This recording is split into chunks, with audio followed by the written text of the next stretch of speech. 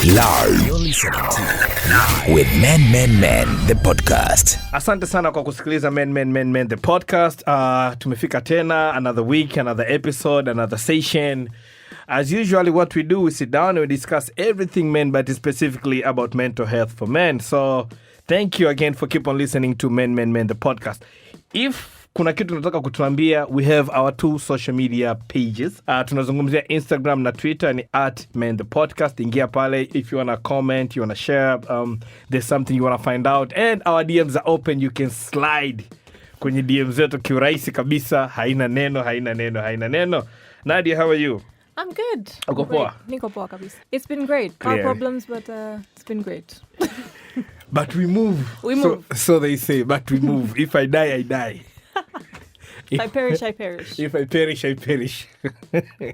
That's Nadia Ahmed. Nadia is a counselor / therapist / mtu wa shauri nasaha, na usually tunakuwa nayo mundani. By now, you know, I don't even have to say that. Na kama unataka kuwasiliana na Nadia, go to Instagram page Mind Matters TZ. Mind Matters TZ.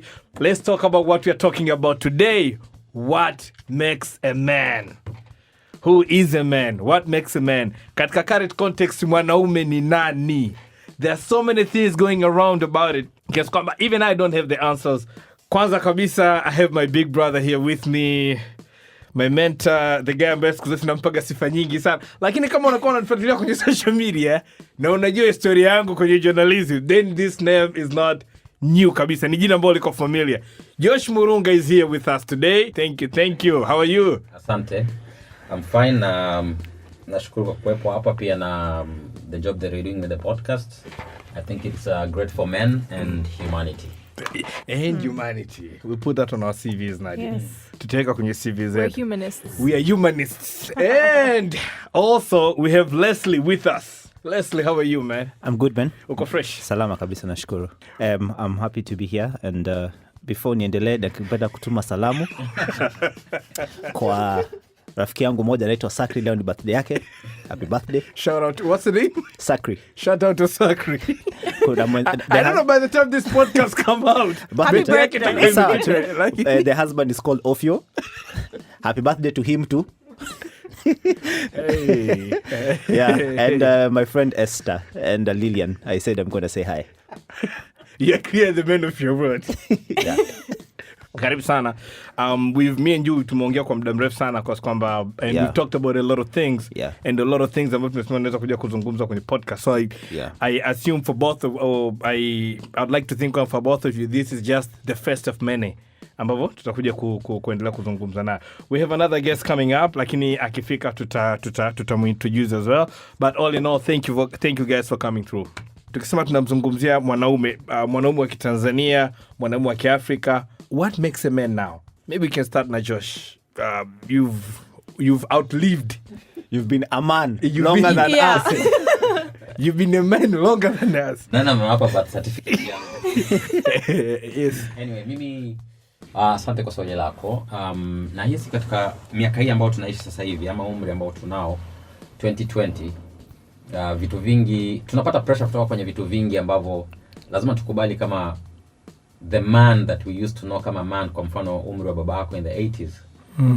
Na vitu ambavyo alikuwa anavifanya, most definitely hata definition ya huyo man sasa hivi itakuwa tofauti kwa sababu ya pressures zinazotoka nje.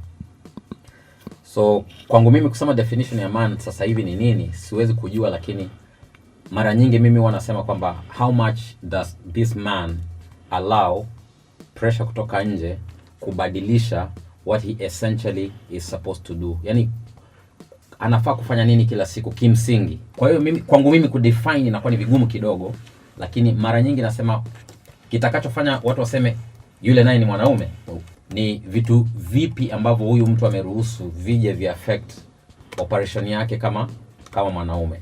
And then now hii definition ambayo tunaizungumzia ni definition ya society ama definition ya wake kwa waume zao.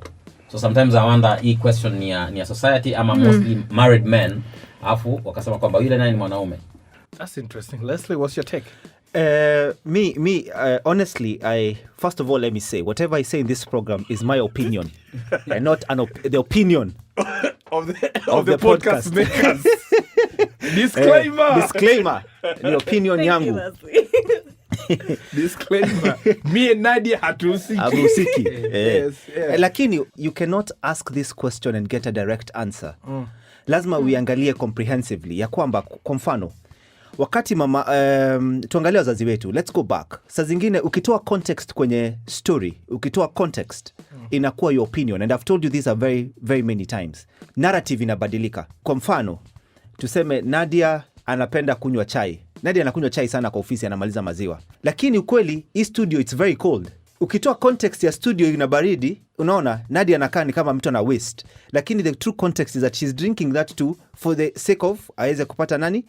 Aweze kusikia joto. Si ndio? Yeah. Kwa hivyo tukitoa context kwenye history, kwenye any narrative, ukitoa context, It becomes an opinion. it becomes an opinion, and it becomes inakuwa sasa ni uongo. Inakuwa ni uongo, inakuwa ni inaitwa wanasema heresy ama ni heresy. Sijui na Kiswahili yone. Kwamba maneno tu yapo tunasema. Yani, yeah. So example, baba yangu akizaliwa, amezaliwa I'm in my 30s. That means my father lazima kuwa amezaliwa between 1950 to 1960. Baba yangu wakati anazaliwa amesomeshwa, amefunzwa na wakoloni.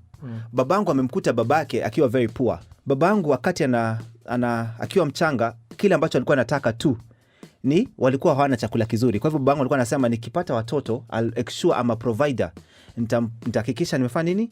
Wana chakula kizuri na wana masomo. Pia ukiangalia baba yangu alikuwa kwenye two different generations. Generation ya mkoloni, ya missionary ambaye anamwambia we are all equal before God. Na generation ya babu yake ambapo babu alikuwa na nyumba ama baba alikuwa na nyumba katikati, alafu wake walikuwa naishi wapi? Wake zake walikuwa naishi kwenye boma. Wamemzunguka na baba alikuwa ultimate. Baba yangu amekuzwa kwenye probably such kind of an environment. Context ya baba yangu na yangu ni tofauti sana. Baba yangu alikuwa anatafuta, yeye kile ambacho alikosa ni nini? Chakula, si ndio? Na education. Kwa hivyo context yake ya aman ni ya provider. Ndio maana mama zetu wakati walikuwa campus walikuwa wanatafuta tu provider. Enda uangalie, your mother did not marry your father because he really loved your father. Enda uangalie vizuri. Ouch. Funny enough, go and ask our parent. If you ask your mother, Ouch. if you ask your mother atakwambia yenyewe, and that's why ukienda kumuuliza vizuri atakwambia by the the main reason, again, how are we defining a man? One of the main reason na main task of a female species is for the continuity of the species. Ndio maana lion, gazelle, wanaume wawili watapigana, yule ambaye atakayeshinda ndio anapata mzigo. That is the main role of the female species, is for the continuity of the species. So this again inakuwa subjective. What is a man? Ukimuuliza yule female who is a man, context yake na definition yake ya man ni tofauti sana. So nilisema hilo swali je linatoka kwa mwanamke? What is the context of that question? But then look at it, mimi nataka kusema hivi kutokana na Nadia can chip in if kama unaona naelekea kushoto hapa. Upo hapa kunaikisha mawazo yangu yako sahihi kabisa. Na najaribu kuangalia katika hii context ya sasa hivi ya tunavyoishi sasa hivi. Na jinsi ambavyo mazungumzo kuhusiana na mambo ya mental health yamekuwa kidogo. Na moja kati ya vitu ambavyo wanaume tumekuwa tukiambiwa, tukikutana navyo, kitambia wanajaribu kustruggle sana, ni swala zima la kwamba mwanaume ni nani kwa sasa hivi.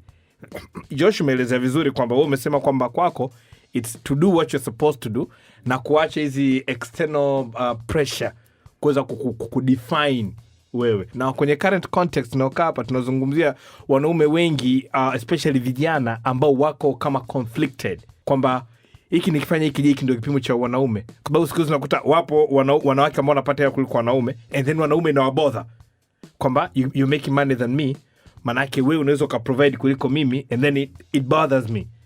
Does that make me less of a man? Mtu ambaye ameoa, unazungumzia mtu ambaye ameoa, kwa sababu kwa mwanaume saa zingine sio lazima uwe ndani ya ndoa au single person, lakini bado definition ya mwanaume bado inakuja.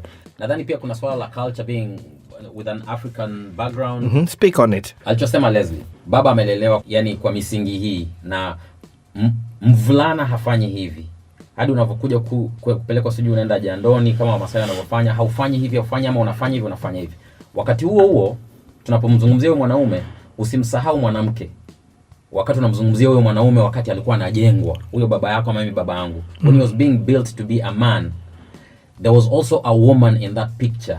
Kwamba mwanamke naye hafanyi hivi ama anafanya hivi kumsupport huyu wanaume ndio iendelee kujaza hiyo picha, because for me I don't feel like you will just be a man and then we're a man without this other ambayo ni female kuwepo pale anakuja ku compliment. Hata wakisema kwamba wavulana hawalii compared to what kwa msichana ambaye analia. Kwa hiyo yani uweze kusema tu wavulana hawalii bila kuwa na kitu cha compare, yani kusema hizo feelings zinatokana na nini. Kwa hiyo mimi ninachohisi ni kwamba wakati sasa hivi mtu anajaribu kumdefine huyu mwanaume on the outside, huyu mtu mwingine ambaye anafaa kucompliment tabia zako ama hali yako ya kuwa mwanaume, pia yeye naye anakuwa kwenye context ipi? Because as you're saying, someone is getting sasa ni context kutoka kwenye position ya marriage. Pengine mtu anapata mshahara, mwanamke anapata mshahara mkubwa zaidi ama kipato kikubwa zaidi ya mume wake. Alafu inambodha mume wake. Now there I also ask a question. You guys have been married for how long? Alafu na wewe kama mwanaume, kwa nini umekuwa bothered? Has this been brought to you by the woman?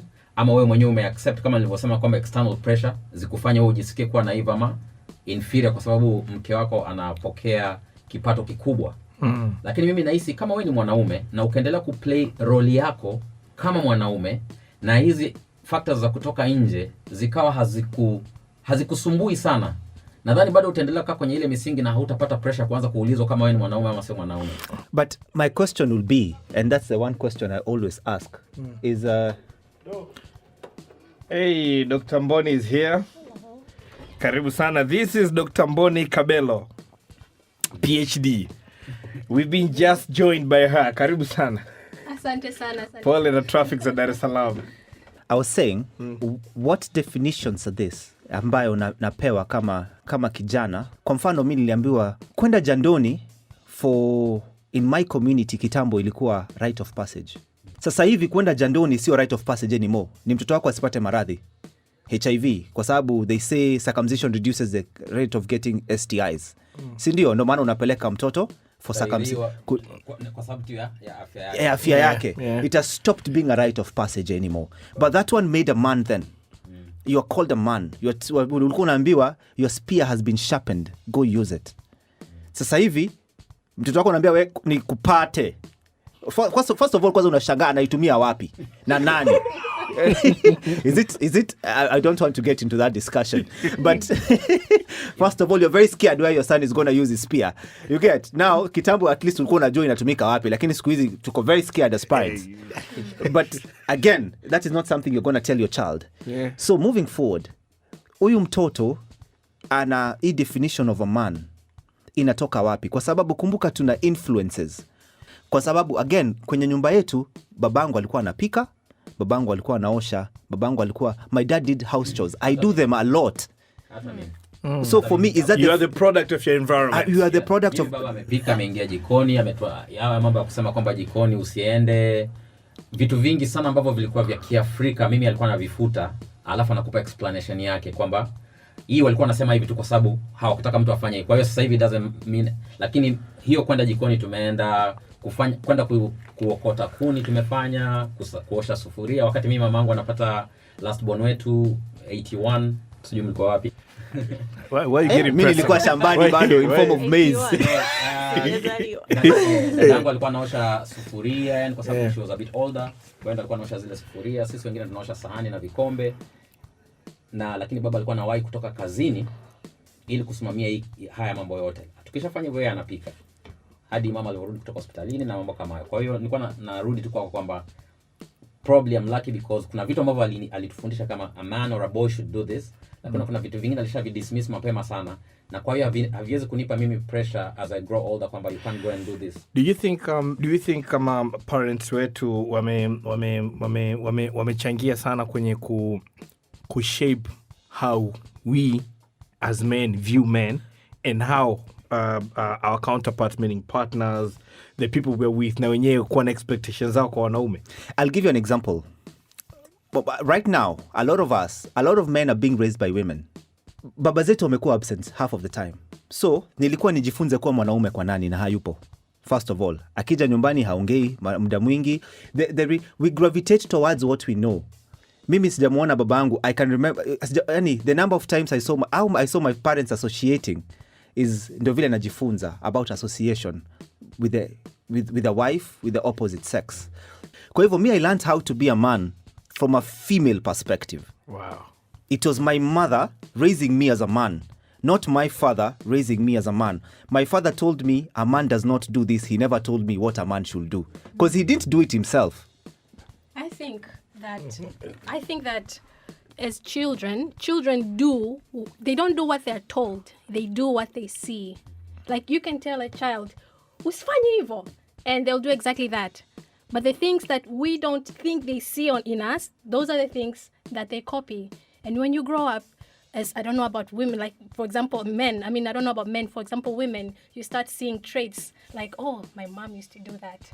Kuna vitu unafanya, like, oh, like even the things you didn't like, you end up doing them because they're somehow, it's what you saw when you're growing up. So it's not exactly what you're told to do. Those are choices. You make choices. Like you're told don't do this, you make a choice around that. But the things that seep into your DNA, those are the things you see. You know, like the behaviors. You're a woman, you become your mother. You're a father, you become you're a boy, you become your father. But then what happens at the part, like what Leslie said, when your mother is the one amana kufundisha how to be a man? Let me interject on that because I'm a product of that. Yeah. This is what happens when that happens. Your view of being a man is so different. Kwa mfano, I can't stamp my foot down. Siwezi kuwa yule mwanaume ambaye anakuambia lazima ufanye hivi, lazima upike, lazima nitakupa freedom. You have the freedom of choice. Kwa sababu gani? When my mother raised me, alinipa freedom of choice. Unajua, yani when you're being, your mother will want the best. Let me tell you the truth. Mama yako atakutengeneza ukuwe ule mwanaume, the husband she wanted. That's the thing. She will make you to become the husband she always wanted. In the absence of the father. In the absence. No, if you're really being raised by a woman, by a mother, yes. You're being taught how to be a man by a mother. Atakuraise uwe, Mimi, if I'm modeling my daughter right now, I'll model my daughter to be the woman I would want to, the epitome of a woman I would want eventually. In the absence of the mother. No, that's a very good question. No, in the absence of the mother, yes. Kwa sababu, the same way you've said, Doctor, you've said, vile vitu ambavyo tunavyoviona. Kwa hivyo mama yangu, kwa sababu my dad probably was not there to teach me these things and our fathers have not been active, kile ambacho nilipick mostly ni vile vitu ambavyo mama alikuwa anasema. Kwa mfano kwetu, in our house, there was no woman, there was no man, there was no gender. Our house was a gender neutral house. Kile ambacho mwanamke atafanya ama mwanaume atafanya. What does that do at the end of the day?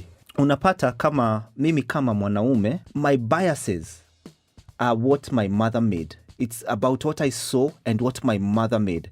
So I'll become a man defined by a female perspective, which is not a bad thing. Or I can become, there's that difference. You either become a man shaped by a female perspective or become a man shaped by a male perspective. But needless to say, I feel like kuna other influences in our lives and inakuwa very unfair for us to say, even for me to say that 90% I was made as a man by a female perspective. It becomes very condescending if I said that exclusively. Because there's the religion. Religion defines what a man should be.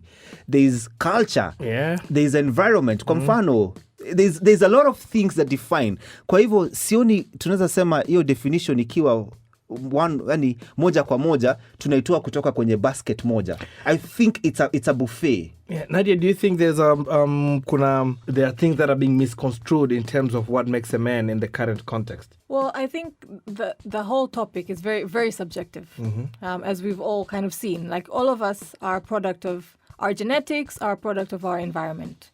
When we talk about mtu kujua jinsi ya kuwa mwanamke au jinsi ya kuwa mwanaume, it's usually as children learn through observation. Because ukiwa mdogo, your logical part of the brain where we do all this logic and problem solving and all these like higher order activities is not fully formed. Like even teenagers, bado that frontal lobe, the part of the brain where you can rationalize, has not fully formed to where an adult is at. So from teenagers going down, your part of the brain where you rationalize and you make decisions and make choices is non-existent. So what you rely on are the non-sophisticated, we can say, those very primitive parts of our brain. So that's why a lot of the learning we do from childhood is through observation. So the female will often observe, even growing up, let's say raised by a single father or you're raised by a single mother, there will always be a male presence around you that will have a strong influence on how you view yourself as a man. It's that similarity aspect. So yes, a lot of the things that are done in the household will impact you and influence you, but you will look out or look to someone who is similar to you. And when I say similar, is this is a man, he looks different from female, and I look more so than this, then I look like my mother. And so you look towards that person, and that's where you start to observe how to be or how to behave as a man. Again, what if it's wrong? What if that I'm looking up to? Because remember, naangalia Mike ambaye is a product of the father. Exactly. Kwa hivyo ni tunakuwa na the same traits passed from generation to generation to generation. Hakuna mtu ambaye amesaisha, yani there was nothing that was corrected. So what if that is the case? Then when we're at this stage, we get to start making those conscious decisions. A lot of the things, we cannot put it to how we were brought up. Yes, that has a lot of impact on us. It influences a lot. Lakini mwisho wa siku, kila mtu ana choice. You know, ukifika at a stage where you start to notice kwamba hizi tabia zangu nilokuwa nazo, the way I'm doing certain things does not feel right for me or are not in line with my values, then that is a sign, or that's where you sit and decide. Make a conscious effort, because behaviors, you know, masculinity or femininity, these are social constructs. They're formed by us. I decide what masculinity means. Yes, I was going to ask that question. We Nani define masculinity? You know, so over generations, there's been these definitions of masculinity. These are the traits that fall under masculinity. Femininity, hizi ndo traits za kuwa feminine. And that's why mtu anaweza kumuita mwanamke, you're very masculine in your approach in things. Or akamwambia mwanaume kwamba you have a lot of feminine traits. Una umama. Acha mambo ya kimama. I think that we actually have aspects of masculinity and femininity. Yeah. We have both of them. At some point, we are forced to, you know, bring bring one to the surface. My question is, what is masculinity? I think that's a very relative. It's very relative. I will pengine niseme ni ambavyo nitavifanya ambavyo sio vinaonekana kuwa feminine. Katika maisha yetu ya sasa hivi, saa zingine kuna vitu vinakutokea as a man ambavyo you cannot stop going into that position ama that hiyo sehemu ya kulia. Sometimes hata kama mtoto amefanya kitu kizuri and you're like, that's my son, amefanya hichi kitu. Au kuna mtu win this yani kuna kitu kinatokea, unakuwa so emotional, you want to let it out in your own way, ambao moja wapo ni kulia. Lakini mimi nitumie mfano mmoja. Babangu bado yupo, lakini niligundua kwamba alikuwa close sana na bibi yangu, kwa sababu amelea bibi yangu kwa muda mrefu. Babu yangu alifariki miaka 60, yani a bit early. Kaka zake ni wakubwa sana, kaka yake baba yangu ni wakubwa sana, walikuwa na familia zao, wanawake wawili tayari. Kwa hiyo the only person ambaye angeweza kumwangalia bibi sana alikuwa baba yangu, ambaye alikuwa ni second last born, ambapo last born alikuwa bado hawezi kumwangalia bibi. Kwa hiyo baba akawa ndo mlezi wa bibi, and they had this relationship ya on and off. Yani wakati bibi sana elekea kwenda kwenye, saa zingine memory yake inakuwa na loss kidogo na nini, anaweza katuma, enzizo mna simu na nini, anatuma kwamba nataka nimuone Murunga. Kwa hiyo communication inafanyika hadi messages zinamfikia mzee. Kwa hiyo mkienda mnasalimiana, mnampa zawadi, vitu ambavyo bibi alikuwa anapenda kula, samaki nini, mnamletea. Alafu sasa baba anasema, kwa hiyo nimepata ujumbe kwamba ulikuwa unataka kuniona. Inakuaje, ulikuwa unataka kusema nini? Bibi anasema, mimi nisikutuma ujumbe. Nilituma ujumbe uje wewe nikuone, nikwambie kitu gani? Wewe ni mtu special. Mtu special ni yule anasema sasa marehemu mdogo wake. Imani ndo alikuwa special. Huyo ndo ningemuita. Then baba is like, okay, anyway. Bana nyie bakini, mimi naondoka. They had this relationship ya on and off. Lakini niligundua kwamba walikuwa wanapendana sana. And I think dad would tell bibi some stuff. Wanakuwa wenyewe tu wanaongea, ama anamwambia ficha hela hapa. And then bibi yangu alifariki 2003. Kwenye maisha yangu sikuwahi kumuona baba akiwa na emotions za kulia, lakini nilikuwa namuona na emotions za kufurahi. Mtu akifanya vizuri darasani, pat on the back, baba alikuwa achelewi kukupa hiyo. ukifanya vizuri kwa promise yake anakununulia viatu. Mkienda kucheza mpira na kuruhusu unampiga chenga, anaanguka. Nakumbuka kwamba alikuwa anatu set up, lakini we used to be happy when he's in that moment. Wakati bibi yangu amefariki, I only saw him akiwa ameji-exclude kutoka kwenye watu wakati wa msiba. Alienda kwenye miti, and when I was preparing to come here, I was just thinking about all of this, and I'm like, I think alikuwa ameenda kulia. But he didn't want to do it in front of everybody. In front of people. Lakini nahisi alienda sehemu ambayo ilibidi atoe mambo yake mengi tu kwenye kifua, alafu he came back. But I'd never seen him like that emotional in front of people. So ukirudi kwenye sasa kwanza ku-explain mwanaume kama unaruhusiwa kulia ama unaruhusiwa kucheka ama unaruhusiwa, because a lot of these things walikuwa nasema unacheka kama mwanamke. Yeah. So am I not allowed kucheka? But sometimes you feel kwamba nikicheka hapa it's gonna be okay. Niko na mke wangu, niko na watoto, ama niko na shemeji zangu. Usiende kucheka mbele ya shemeji zako. So there's this set of rules tukua tumewekewa ambazo saa zingine mimi nilikuwa nahisi zinatulea vizuri kama zile taboos zingine ambazo zilikuwepo. But at this point in life, watu wanakuwa wanazitumia vibaya ku define mwanaume kwamba you cannot cry, you cannot be laughing in front of your in-laws or in front of blah blah, you cannot do this, you cannot do this, lakini bila basis yake ya nyuma kwamba I think wanaume walikuwa waruhusiwi kulia kwa sababu ukilia then mke wako atalia and the whole house will be crying. I'm thinking. Kwa hiyo wahenga wakatuambia you cannot cry because the whole house will collapse. Yani unajua kwamba usifanye just kuendelea kuweka hizi kuta ziendelee kuwa strong. But right now tunakuwa defined na vitu ambavyo walikuwa wanasema kwamba context, and then unakuwa defined na mshahara ama kipato chako, unakuwa defined na nyumba unayoishi, na gari unayoishi, na mji mnaoishi. Watoto wa wenzako wanasoma international school, wako wanasoma government school. Then your wife puts pressure on you. Kwa nini watoto wanani wanasoma kule? Anaanza kukuletea karatasi za nani school fees za shule zingine. Anakupa pressure. But I think kama kuna mtu angeongea na wewe, this is how a man handles, then I would tell my wife, listen, hawa watoto wameenda hii shule kwa sababu tujui kipato cha hawa wanapata nini. Mimi na wewe tunajua we get this. Unaponiletea hizi fee structures za shule zingine, it doesn't help. Unanipa pressure. Nianze kutafuta wapi hii hela. Let's be content with what we have, but if we get both of us know we want education nzuri kwa watoto wetu. Lakini usiniletee hii pressure. But then now sasa hiyo akisema ni motivation. There is that too. Hata kama ni motivation ameingia na gia gani? Kwa sababu sometimes communication. Pressure ambayo inakuja pale. Then unajiuliza, after she has pushed you into that corner ya kupeleka watoto hiyo shule, ama she has pushed you into that corner ya kufanya kitu fulani, and then when you are alone and having your beer on a Friday, you're like, ile siku ningekataa ile. Mbona kanipush kwenye corner? And then you're like, probably I was not man enough on that day. Unaanza kujiquestion. Ningekataa watoto wasiende hiyo shule, ama tusiende hiyo weekend holiday, ama kwa hiyo mara nyingi inakuwa you're doubting your decisions because no one ever told you kwamba if you make this decision as a man and probably explain it will still be okay. I have a totally different opinion. Masculinity, I think it's very relative. Again, ina depend ni nani. Kwa mfano, wakati wa mamangu akubali kuolewa na babangu, during their days walikuwa wanatafuta providers. They were very poor. My mother probably walikuwa wanaoa potential. Huyu mwanaume ana potential. Ndio maana aenda uangalie vizuri. Wakati wazazi wetu, ukifanya PhD, ambaye amekuwa amefanya PhD. Dr. Mboni is here. Na PhD yake. PhD. Aenda uangalie. Babangu daktari, mamangu daktari. Babangu daktari, mamangu engineer.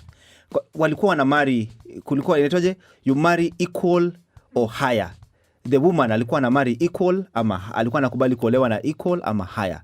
Kwa sababu gani? Ulikuwa unatafuta provider. You're coming from poverty. Sisi, dada yangu, atawa mpaka konda, ama sisemi konda ni kazi mbaya. Yani hata dalali, sisemi ni kazi mbaya, lakini we get your point. You get my point. Usitoe mfano mwingine wote. Sitatoa mfano mwingine. No. My point is, even if she's ataolewa anapotaka yeye. Anapotaka yeye. Yani hata awe doctor, hakuna kitu naweza muambia. Siwezi muambia yenyewe wewe hapana, sijui there is nothing kwa sababu gani? Kwa sababu at the end of the day, yeye sio security alikuwa anatafuta. Kwa sababu amelewa na security already. Food security anayo, shuleni amekwenda shuleni bila tabu, amepata viatu bila tabu, unaona? Hajateseka sana. Yani let's say she's not had a lot of problems. So the definition of masculinity for my sister is so different from my mother. My mother was just looking for a provider. My mother was looking for someone to make her feel safe. My sister, her safety is different. My mother's safety ilikuwa wallet. What was your sister's safety? What was she looking for? No, I'm just saying an example. Right now. Right now, my sister's safety is probably looking, first of all, my sister, her wallet is heavy. I'm just assuming. So if her wallet is heavy, she has her education, she has a car, she has a house, she has a pair of shoes, Jimmy Choos, yeah? Jimmy Choo. Yeah. She had to say Jimmy Choo. I had to. Yeah. Then what is she looking for in a man? Sasa that's the question. No, nasema masculinity sijui, lakini masculinity ile sistangu ile dadangu ataangalia ni tofauti sana na ile mamangu aliangalia. Do we think kwamba the definition of masculinity is actually toxic to men? That it's turning against men? Is that what you're asking? Yes. Do we think that? Sisi tunaruhusu hivyo vitu affect, then inakuwa toxic kwako. Definition ya masculinity ikija kwako ukasema mimi sitairuhusu, yani haitakuwa definition ya masculinity kwangu hicho anachokisema, then mimi nitaruhusu kwamba isini control. Mimi hicho ndio kitu kikubwa ambacho nakizungumzia, kwamba watu wengi ambao wanakuwa judged sasa hivi na hicho kitu, because hata niseme kwenye maisha ambayo tunaishi, tuko mijini, tuko mbali pengine na babako au mama, sometimes when you run into a problem, you want to talk to someone. Sasa unaanzaga kumtafuta yule mtu ambao unaweza kaongea naye, lakini nasema subconsciously, does this person also come, yani masculinity yake, yani sijui, yani ule msuli wake ndio unakusaidia wewe make decision kwamba this guy, the way he makes his decisions tough, naweza kwenda kwake nikamwambia bana, hichi kitu kinanisumbua mimi. Umeelewa? So mimi sijui kama naeleweka, but I think subconsciously nadhani kitu kinachokufanya uende kwa mtu moja kwa moja, either ni ile compassion yao ama ile kuwa tough anavyokuwa. That's why you would go to a fellow man to talk about stuff ambayo inakusumbua, lakini not any. That's why not any man. Ambao vimepita vingi umezungumzia kwamba wanaume wengi tunashindwa sehemu ya kutolea issue zetu, matokeo yake vinakaa moyoni mpaka kichwani, then tunaanza kuwa affected mentally. So I'm thinking definition ni kwa mtu mwenyewe, lakini ukisema ukiruhusu iwe tofauti, then inakuwa toxic kwako, kwa sababu mwanaume bana inabidi awe na gari and you don't have a car. Michael Abali alikuja kwenye kipindi chako, alisema siku moja kwamba enzi hizo alikuwa akiangalia watu wametuma picha kwenye Facebook on Sunday evening. Nimetoka shamba, I was at the farm, nimetoka kuangalia kiwanja, nimeweka cause moja ya tofali, every guy was coming back to the office with these pictures ya weekend kwa shamba. Sasa ilikuwa inampa pressure kwamba am I failure? Mimi hata sijawaza mambo ya kiwanja. Sasa if that is masculine to you, then now inaanza kukuaffect. Wow. So I want to ask, if that is what portrays what a man is, masculinity, what happens when a woman embodies those characters? She becomes masculine. Yeah. In that context. In that context. Yes. Na ndio kwa sababu mimi nikasema kama mwanaume, sasa yeye kuwa kwenye nafasi ya masculine. Wewe kama mwanaume na pia una masculinity yako ambayo umekuja nayo, lakini pia unaweza kuwa weak na nini. If she uses it against wewe kwa elimu yake ama kwa uwezo wake, na wewe pia ukaruhusu impact. But how does she use it against you? That's a part. Yani mimi nazungumzia kwangu mimi hata this is just a hypothetical situation, not exactly to you. So if a woman embodies all those, she has it. She's not putting it in your face. She's just being herself. Yes. And she meets you and you're not quite there. So she has more masculinity than you. So what happens now? Is that toxic? Is that what we call toxic? But I don't know. That's what I'm asking. So kuiruhusu means what? Ni kwamba he has to upgrade himself to reach to her no, level. Wait. We are walking away from something very fundamental. We are walking away from the fact that wanaume by nature we are competitive. We are hunters, and that's why we are competitive by nature. Masculinity is a form of dopamine for man. Kwa mfano, mimi nikienda kunyolewa kila siku, nanyolewa kwa wembe. Wakiniweka spirit, I do not flinch. Siwezi onyesha uchungu. Sionyeshi uchungu. Why? Because for me, nikiwa mdogo nilikuwa nachukia hiyo. Ikifika wakati wa kuwekwa spirit, nilikuwa nachukia kwa sababu ilikuwa ni uchungu. Kwa hivyo unapata at the end of the day, we are working from a point of men masculinity, it is us sabotaging ourselves. It is not necessarily anyone kule nje amekuja akakupa standard. Kwa hivyo hii toxicity tunaongea about, it is rarely is it about the other gender. It is mostly about the dopamine. It's about the effect ile ambavyo tunavyosikia ukiona umemshinda mwenzako. Ndio maana mwanaume watakuja sisi wote tutekelea funguo kwenye meza, Audi, BMW, mwenye viti atakanao mfukoni. Mwenye viti atakanao mfukoni. Unaona?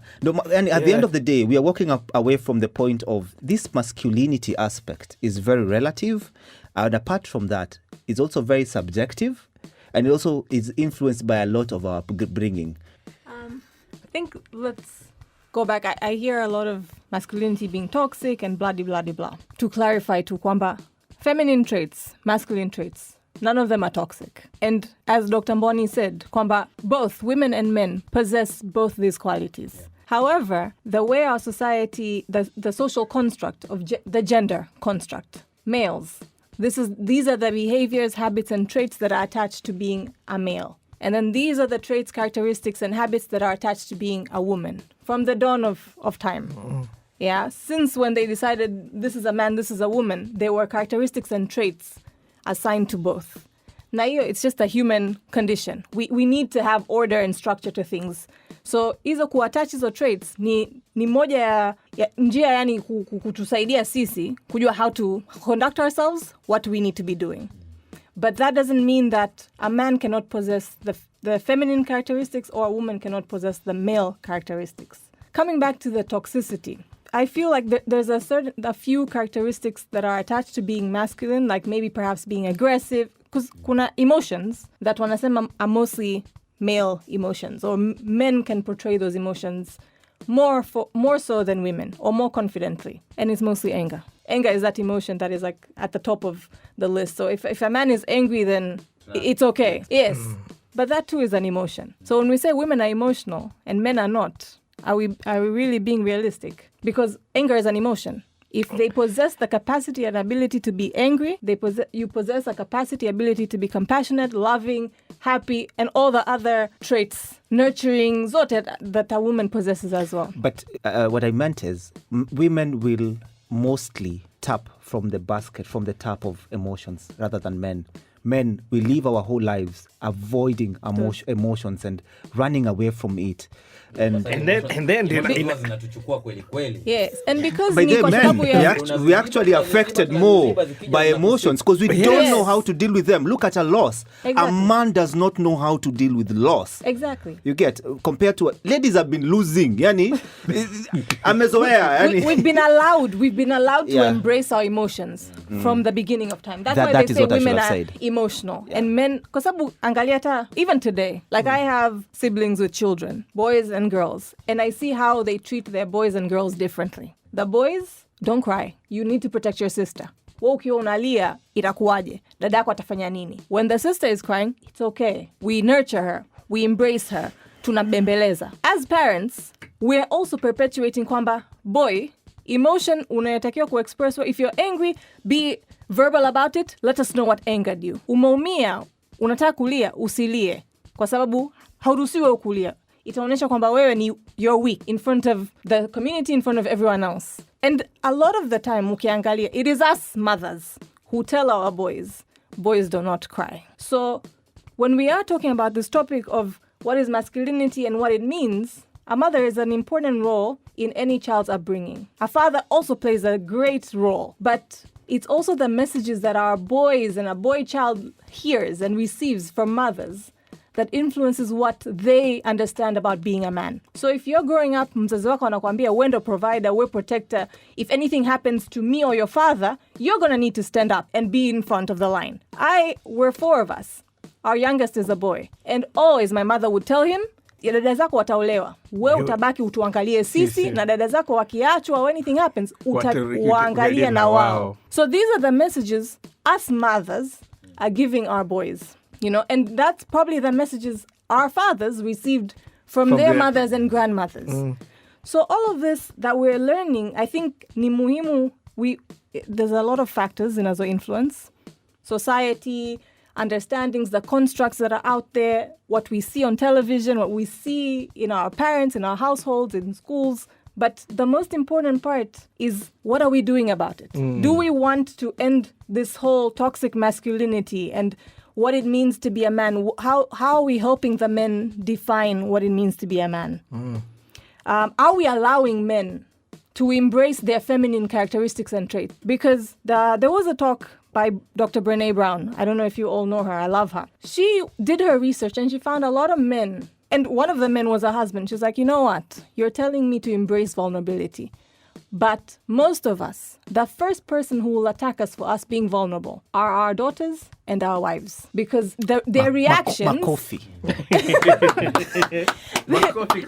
their reactions to me being vulnerable, akiniona me, I'm broken and I'm tearful, they will start to panic because now everything is crumbling. And then when when anyone sees that, okay, everyone's kama in a frazzle because I am being very emotional, as a human, you want to stand up and be like, okay, you know what? It's okay. Don't panic. I'm fine. So what is that saying? That's saying, okay, swallow that. Don't show it. And that's what's happening. I mean, I feel like at this point, if I'm a woman, I need to check, how am I facilitating? How am I helping my partner? How am I helping my child be a better human? Let's not just say man or woman. Be a better human. Very well said, Nadia. Kitu Hey. ambacho mimi nilikuwa nataka kusema sana kwamba when I said before kwamba tunamzungumzia mwanaume sana.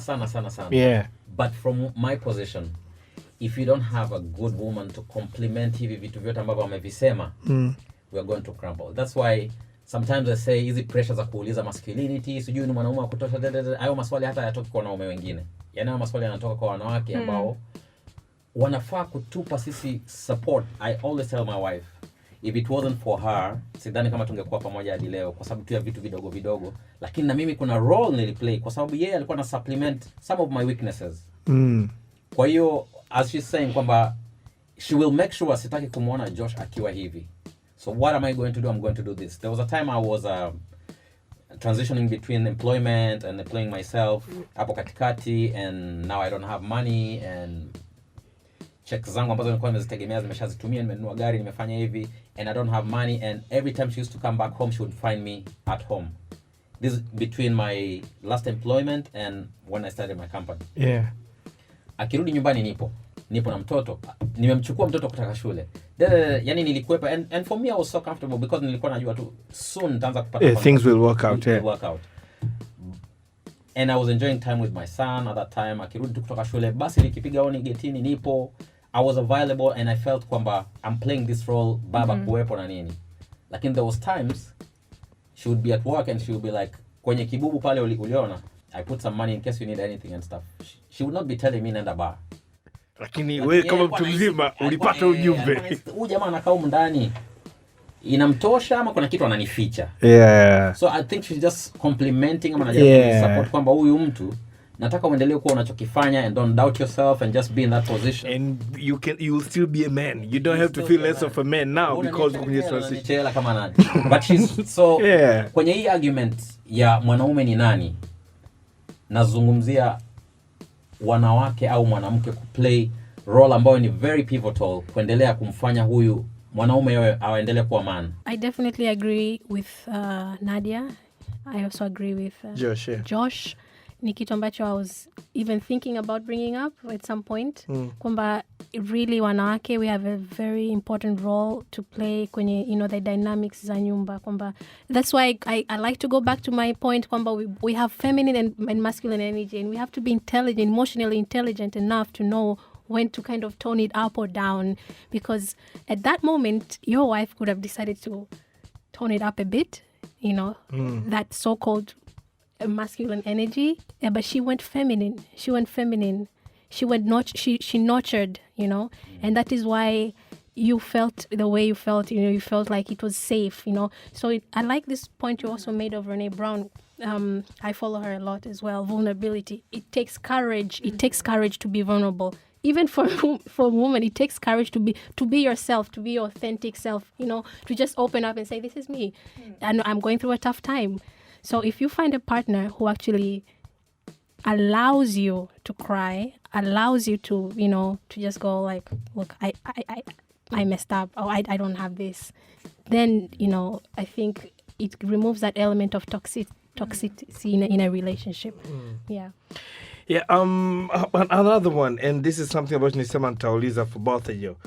Do you think patriarchy has affected both men and women? Tukiangalia swala zima la mfumo dume, mwanaume wa sasa, tumezungumzia masculinity, yet tukirudi tunaona kama mfumo dume umewaathiri wote wanawake na wanaume in terms of how we view things and where we place both men and women. Let me tell you, every man becomes it becomes a patriarchal society before you have a daughter. You become a man who's she's a doctor, she's done a PhD. I've not done mine. Before you have a daughter. Until when you have a daughter, then you realize, this is my child. They need the same opportunities as my son. And that happens when another person's son has been given an opportunity and your daughter has been denied because she's a girl, she's a lady. And that's when you find men now, all of a sudden, huyu mwanaume ambaye alikuwa, now he's changed and now he's now pro women getting opportunities and stuff like that. The truth be said, daughters build home, not sons. In our societies, babako anaumwa, your sister will be the first person to get mmepeleka hospitali, inamwanga text. It is very true. Hospitali. It is very true. It's kuna ndugu yangu mmoja wa karibu aliumwa juzi kati hapa, ana watoto wawili wa kike wawili wa kiume. Sasa alivyoumwa watoto wa kiume wanakuja pia, dadi unaendeleaje? Uko poa? Umechoma sindano dadi? Pole sana, endelea kucheza game. Mwakini wa kike, dadi umekula? Vipi hali yako? Dadi naomba nikae na wewe. Yeye mwenyewe akaja akaniambia, aise nimegundua watoto wa kike na wa kiume tofauti kubwa sana hata kwenye kumwangalia yeye. So he gave out that example. So that one at the end of the day also forms a woman, because remember, everything she goes through, it's because of a system she's being raised in. Ask her for her to do her studies. The kind of hardships she went through is probably not the same a man goes through. I've become very cognizant of that the fact that my partner will go through tougher situations than I will. And it asks for me to be cognizant about that most of the time and give them more allowance. You get? And give them more allowance because they go through tougher situations than I am. And those are kind of things that end up affecting the lady. And of course, when this lady is affected, remember, we are a product of our societies. When you look at it from such a context, you find, as a man, these women are a product of what we've done. The ladies are a product of our behaviors, whether good or bad. Because at the end of the day, she overcompensated the bad and she accepted the good, probably.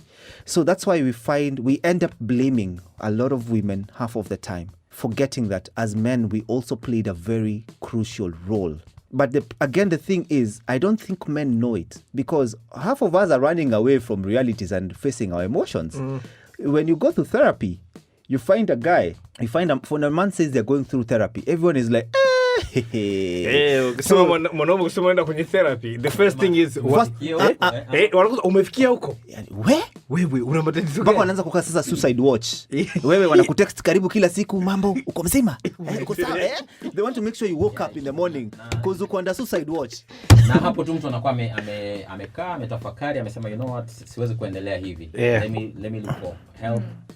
Unaacha kama hivyo mtu ambaye alikuwa na overdrink ama sana ama wana stay out for long ama you do things things are not working well at home na nini. Sometimes I appreciate when jioni unaona watu wana a lot of men jogging.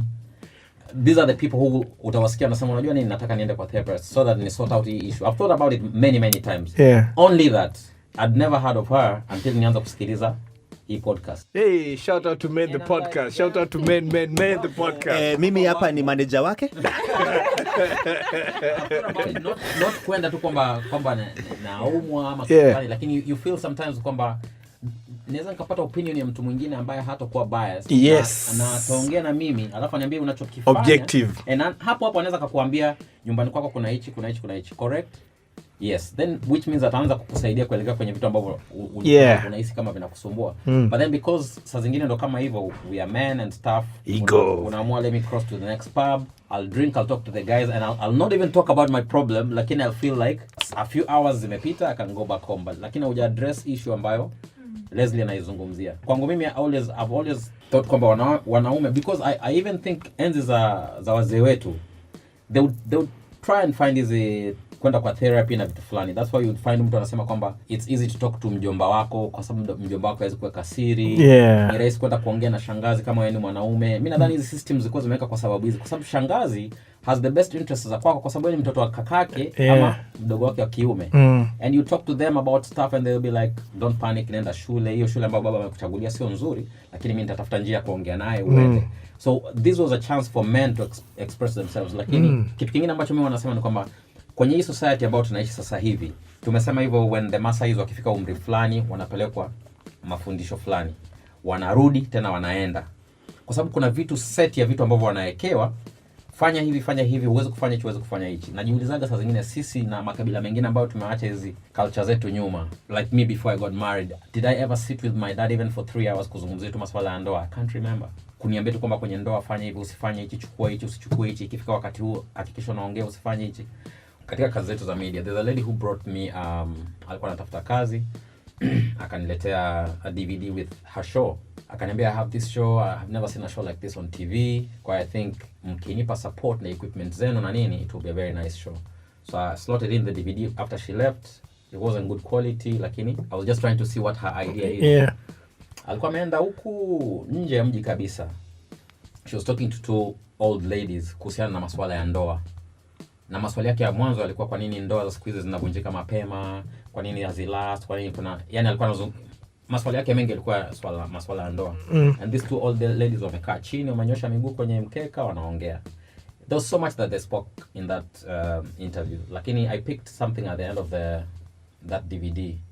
One of the old ladies alikuwa anamwambia huyu the interviewee ambaye ni mwanamke kwamba the interviewer kwamba hata mume wako akiwa amerudi late and you don't like him coming back late, usimconfront usiku. You just don't know what he came from. Maybe he's drunk, maybe he's come from an argument, maybe his team has lost, whatever it is, mwacha lale. Asubuhi wote mtakuwa mko level. Yeye pengine alikuwa intoxicated ama alikuwa na hasira. Asubuhi wote mko level moja na hasira zake zimepungua. Then whatever it is you wanted to address usiku, address sasa hivi. Mimi ni mwanaume, I'd never heard of this.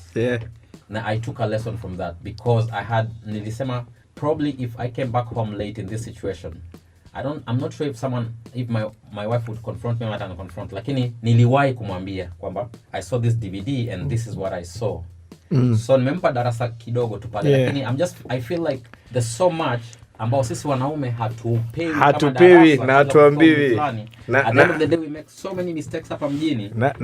Na wadada siku hizi ukirudi usiku na kufunga mlango kabisa, urudi ukalale ulipotoka. No, even hata mama zetu walikuwa wanafunga milango ujue.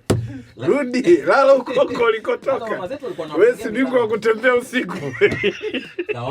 Kawange huko. Mimi kwa upande wangu nahisi kama darasa hizi classes za vitu vya wewe kwenda kuendelea kuwa mwanaume mzuri hatupati za kutosha. Whatever I do as a man has nothing to do with my today, has everything to do with my yesterday.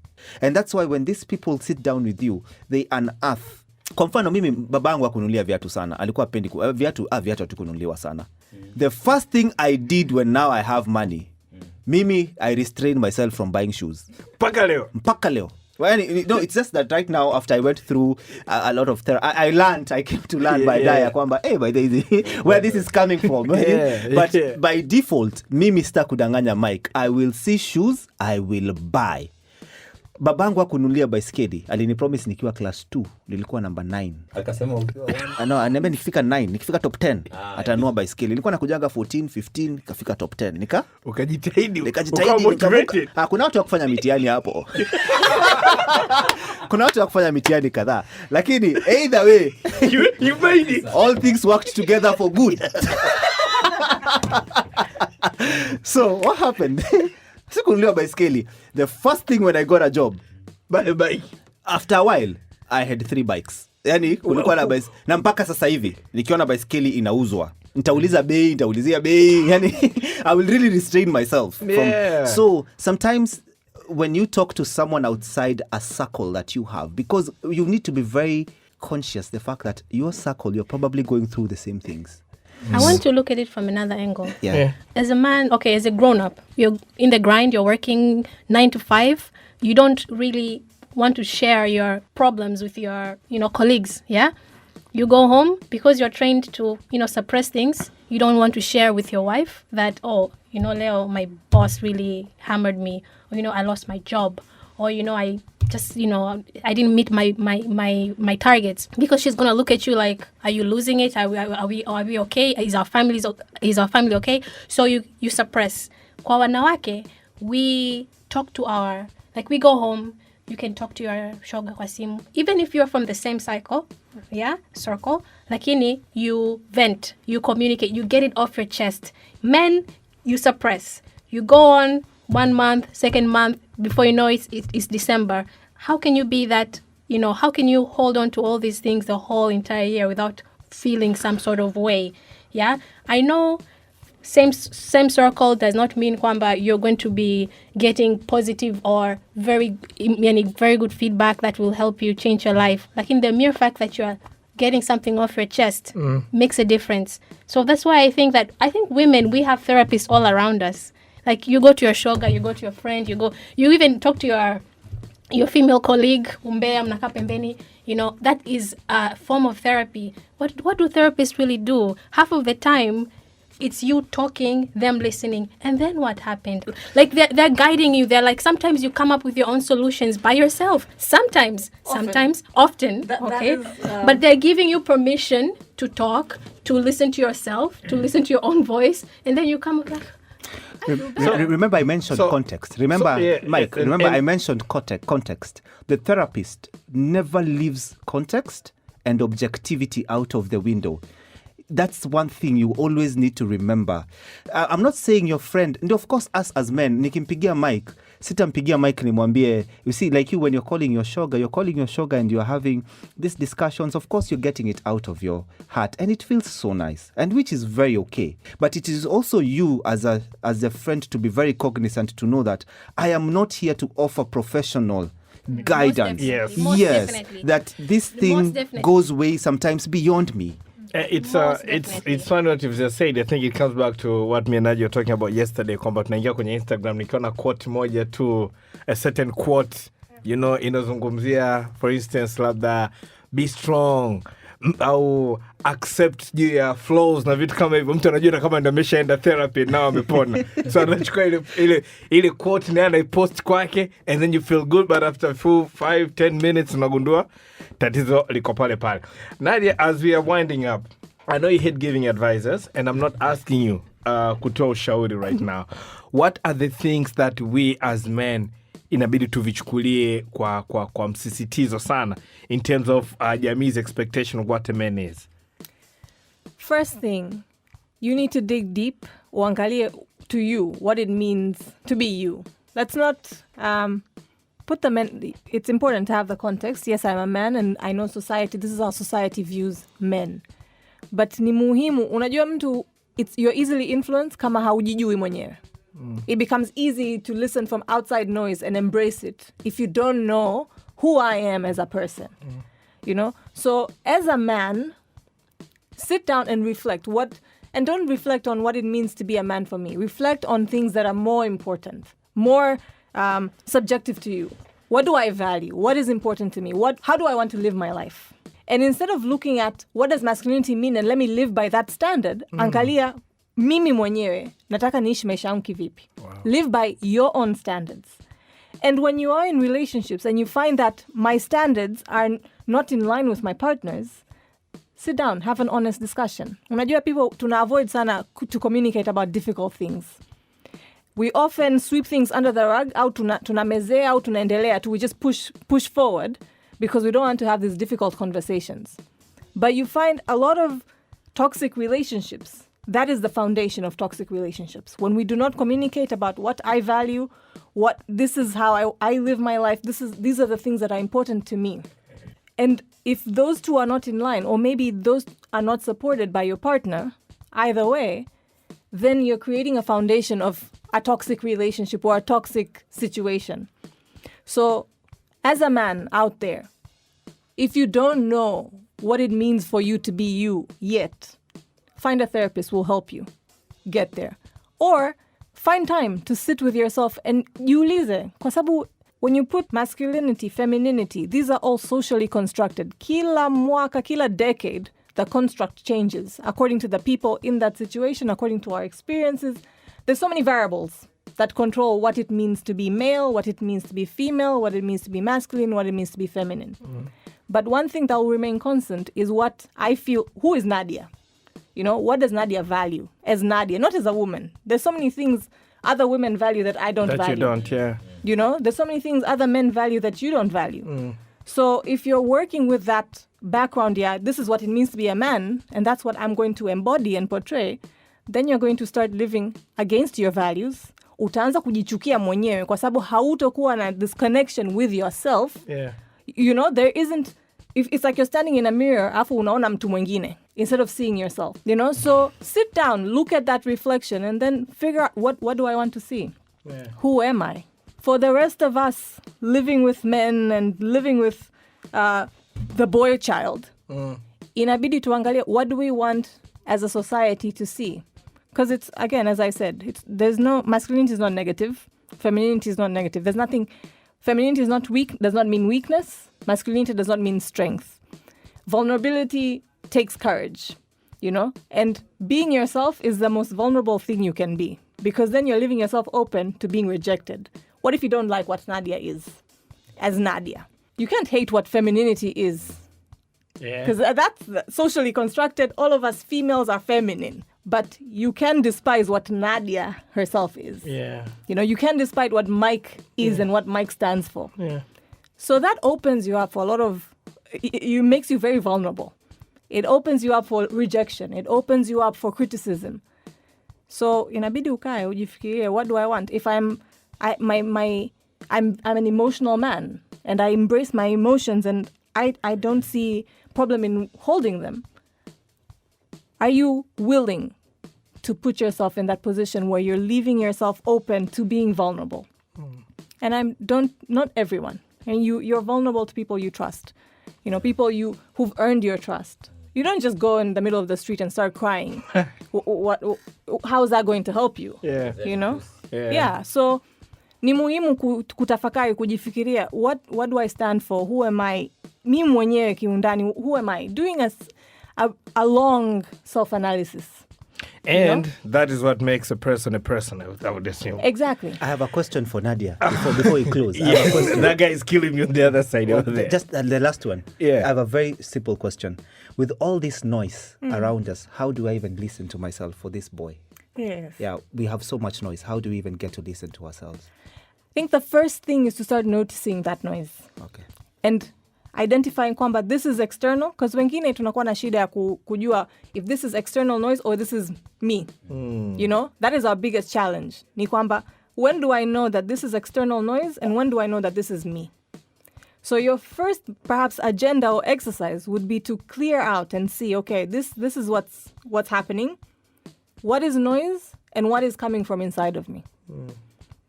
Because you will never be able to silence. There's noise always. There will always be noise.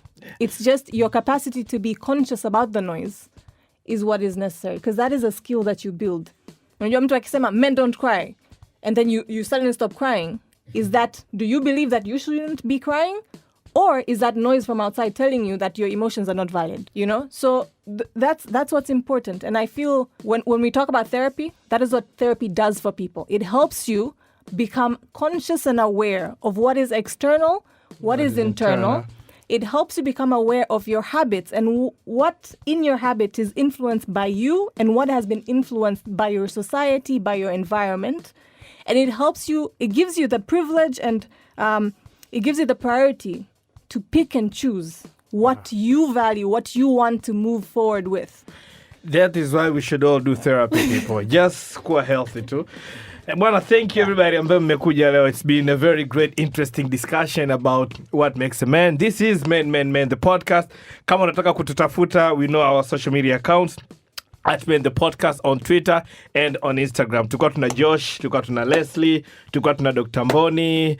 Thank you everybody kwa kuja. Same kwa very interesting discussion. I hope watu watapick 1 or 2 things or 3 or 4 or 5 or 10 things out of the discussion we've had.